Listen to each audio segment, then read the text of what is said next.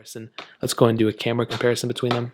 And as stated before, this is just a quick one. I'll probably do a full one very soon. But you have 12 megapixel cameras on both. You have an ultra wide sensor on the iPhone 12 though, where you have a single telephoto lens on the iPhone XS. So you have an ultra wide sensor, telephoto lens, both wide angle lenses here, all 12 megapixel sensors on both lenses. Now looking at the UIs on both, you can see that they look kind of the same, and you're obviously able to see that there's already a little bit of difference between them. This color kind of looks a little bit brighter, a little bit more warmer.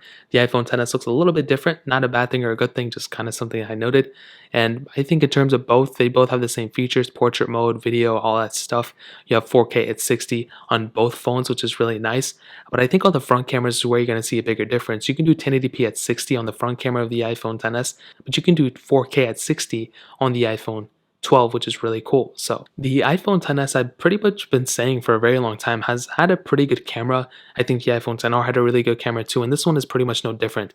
It'll pretty much get you from point A to point B. It'll be able to handle everything you throw at it. It's definitely not the perfect camera in the world, but for a majority of people out there, for whatever photos you're going to take, it's going to be able to handle it. This one does have a telephoto lens though, which some people may not like.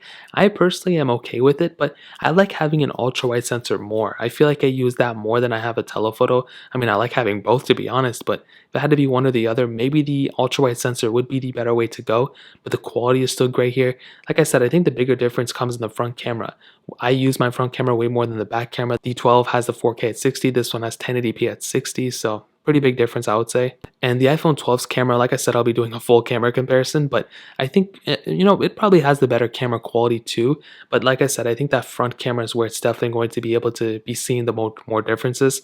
This thing with its, single camera setup on the front, 4K at 60 on this camera, only 1080p at 60 on here, like I said before. So it is what it is, but I'll let you guys kind of be the judge there. I'll drop a full comparison very, very soon, hopefully in the next couple of days or weeks, but I guess we'll see what happens. I have a ton of videos to do, but whenever it happens, I could probably just tell you and just synopsize this camera department. The iPhone 12 is probably the better way to go when it comes down to it in terms of the camera. So in terms of camera, that pretty much covers it up. Now,